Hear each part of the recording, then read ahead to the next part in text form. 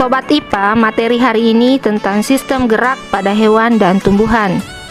Kompetensi dasar 3.1, menganalisis gerak pada makhluk hidup, sistem gerak pada manusia, dan upaya menjaga sistem gerak.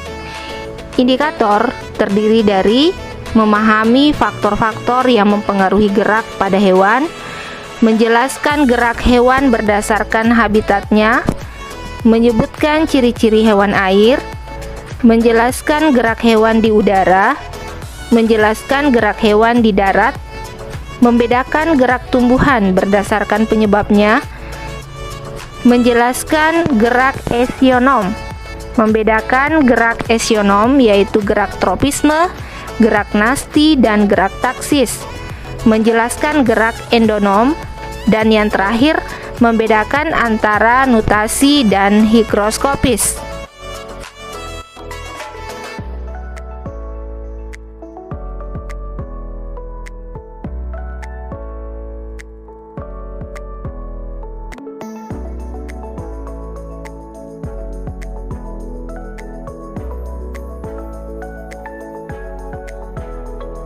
Bismillahirrahmanirrahim. Assalamualaikum warahmatullahi wabarakatuh.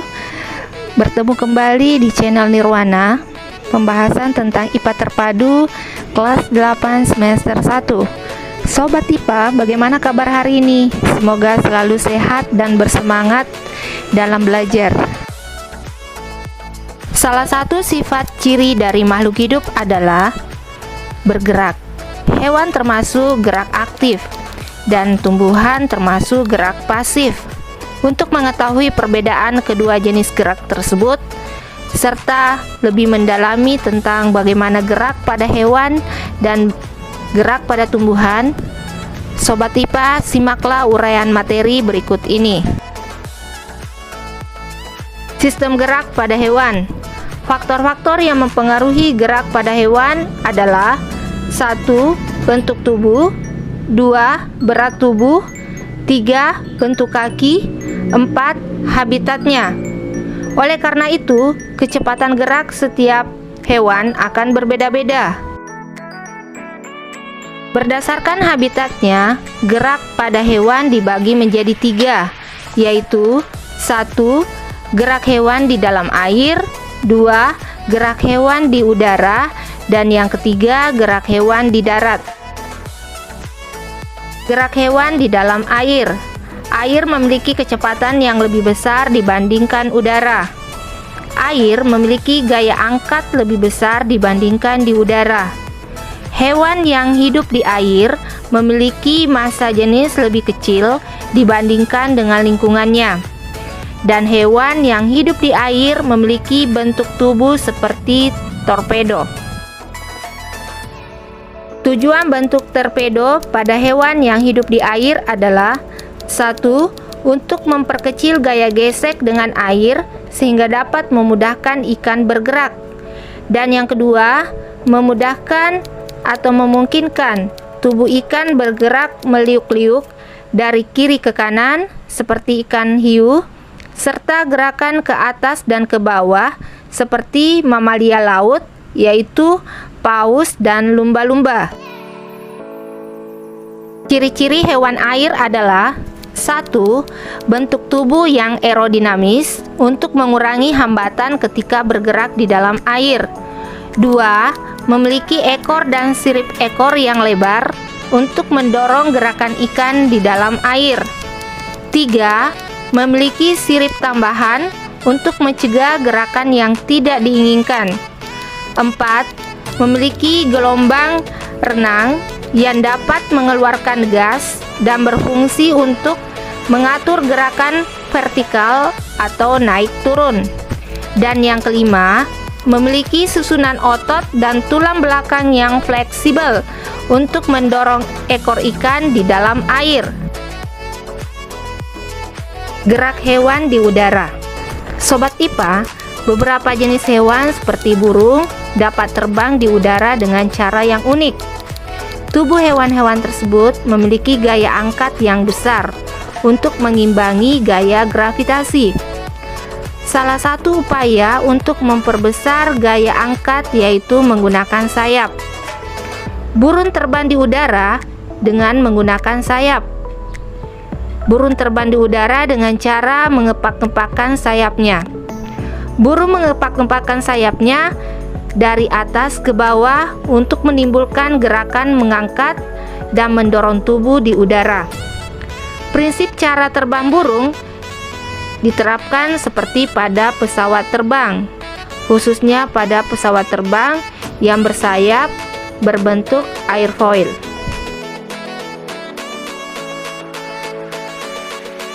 Gerak hewan di darat.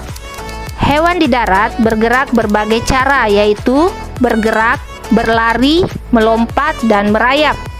Hewan darat memiliki otot dan tulang yang kuat.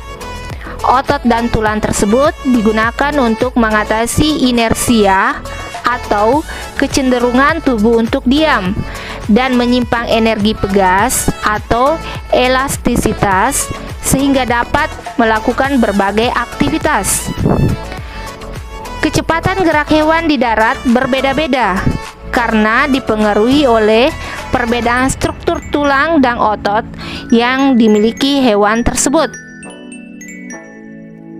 Gerak pada tumbuhan.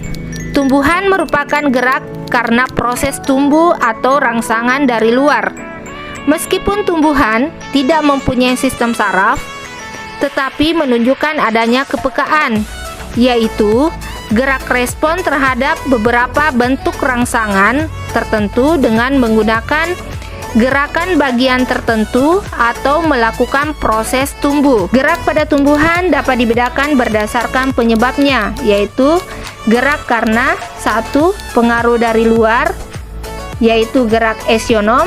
Yang kedua, pengaruh dari dalam tubuh tumbuhan itu sendiri, yaitu gerak endonom atau autonom. Gerak esionom.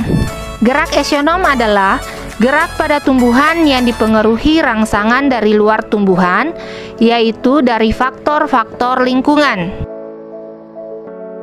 Gerak esionom dapat dibedakan menjadi 3 gerak, yaitu 1. Gerak tropisme, 2. Gerak nasti, dan yang ketiga, gerak taksis. Gerak tropisme. Gerak tropisme adalah gerakan dari sebagian tubuh tumbuhan yang dipengaruhi oleh arah rangsangan dari luar. Jika gerakan tumbuhan tersebut mendekati rangsangan, disebut tropi positif. Jika gerakan menjauhi rangsangan, disebut tropi negatif. Gerak tropisme dibedakan menjadi 5 gerak, yaitu 1. Fototropisme, 2. Kemotropisme, 3. Geotropisme, 4. Hidrotropisme, dan yang kelima, tikmotropisme. Fototropisme. Gerak fototropisme adalah gerak bagian tumbuhan yang dipengaruhi oleh rangsangan cahaya. Apabila tumbuhan tersebut menuju ke arah cahaya, berarti tumbuhan tersebut melakukan gerak fototropisme positif. Apabila gerakan tumbuhan itu menjauhi arah cahaya, maka disebut fototropisme negatif. Contoh gerak fototropisme adalah gerak bunga matahari menuju arah datangnya cahaya matahari. Kemotropisme. Gerak kemotropisme adalah gerak bagian tumbuhan karena adanya rangsangan zat kimia. Jika gerakannya mendekati rangsangan, disebut kemotropisme positif. Jika gerakannya menjauhi rangsangan, disebut kemotropisme negatif. Contoh gerak kemotropisme adalah gerak ujung akar menuju tempat yang mengandung banyak zat hara atau mineral. Geotropisme atau gravitropisme. Geotropisme adalah bagian tumbuhan yang dipengaruhi oleh gravitasi atau gaya tarik bumi. Apabila arah pertumbuhan menuju ke bawah, berarti termasuk gerak geotropisme positif. Apabila arah tumbuhan menjauhi arah gravitasi bumi, berarti termasuk gerak geotropisme negatif. Contoh gerak geotropisme. 1. Gerak ujung akar ke pusat bumi adalah contoh geotropisme positif. Sedangkan gerak batang menjauhi pusat bumi merupakan contoh geotropisme negatif. Hidrotropisme. Hidrotropisme adalah gerak bagian tumbuhan menuju ke arah yang basah atau berair. Arah pertumbuhan mendekati air disebut gerak hidrotropisme positif. Arah pertumbuhan menjauhi tempat berair disebut gerak hidrotropisme negatif.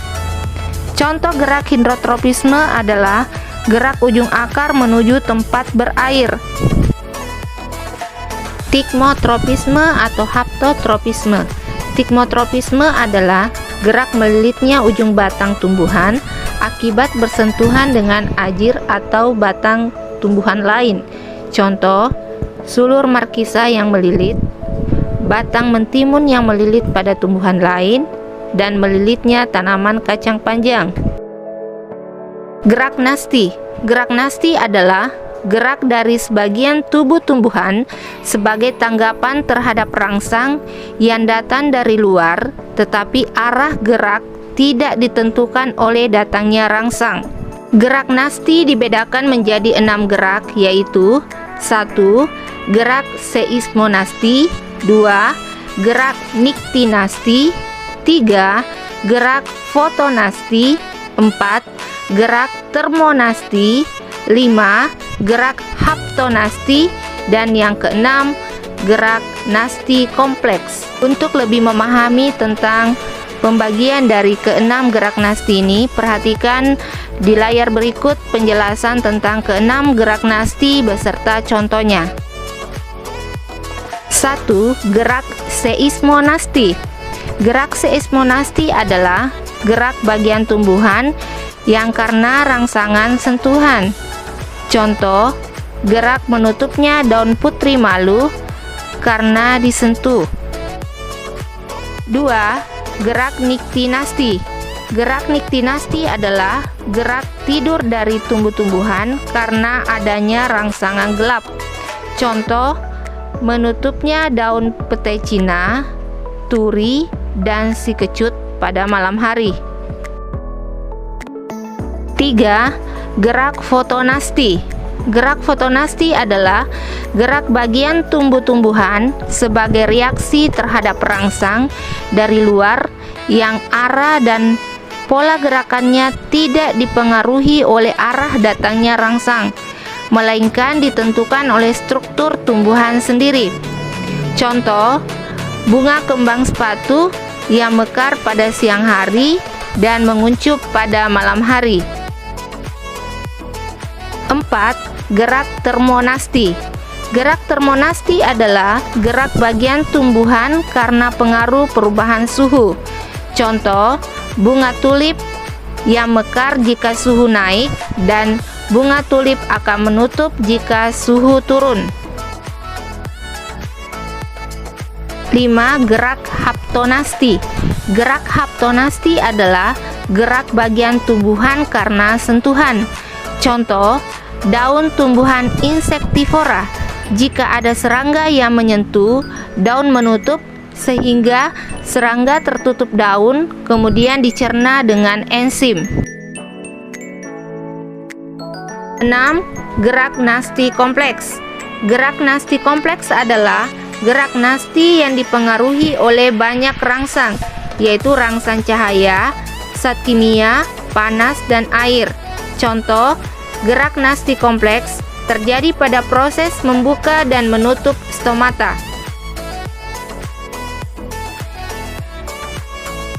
Gerak yang ketiga yaitu gerak taksis. Gerak taksis adalah gerak seluruh tubuh tumbuhan karena adanya rangsangan dari luar. Gerak taksis dibedakan menjadi 2 gerak, yaitu 1. Gerak fototaksis, 2. Gerak kemotaksis. Untuk lebih memahami kedua gerak taksis ini, perhatikan penjelasan berikut ini lengkap dengan contohnya. 1. Gerak fototaksis. Gerak fototaksis adalah gerak seluruh tubuh tumbuhan karena rangsangan cahaya. Contoh, gerak Eglena yang selalu mendekati cahaya. 2. Gerak kemotaksis. Gerak kemotaksis adalah gerak seluruh tubuh tumbuhan karena rangsang zat kimia. Contoh, gerak spermatozoid ke archegonium pada tumbuhan lumut. Gerak endonom. Gerak endonom adalah gerak yang disebabkan oleh rangsangan dari dalam. Gerak endonom disebut juga gerak otonom atau gerak spontan. Gerak endonom terdiri dari 1. Nutasi, 2. Higroskopis. Perhatikan penjelasan kedua gerak endonom berikut ini. Nutasi adalah gerak spontan dari tumbuhan yang tidak disebabkan adanya rangsangan dari luar. Contoh, gerak aliran sitoplasma pada tanaman air Hydrilla verticillata. Higroskopis. Higroskopis adalah gerak spontan dari tumbuhan yang tidak disebabkan adanya rangsangan dari luar. Contoh, gerak bagian tumbuhan terjadi karena adanya perubahan kadar air pada tumbuhan secara terus-menerus. Akibatnya, kondisi menjadi sangat kering pada kulit buah atau kotak spora, sehingga kulit biji atau kotak spora pecah. Sobat IPA, demikian materi tentang gerak hewan dan tumbuhan. Semoga materi ini bermanfaat. Mohon maaf jika ada kesalahan dalam pengucapan dan penulisan pada saat penyampaian materi ini. Salam sehat, terima kasih. Assalamualaikum warahmatullahi wabarakatuh.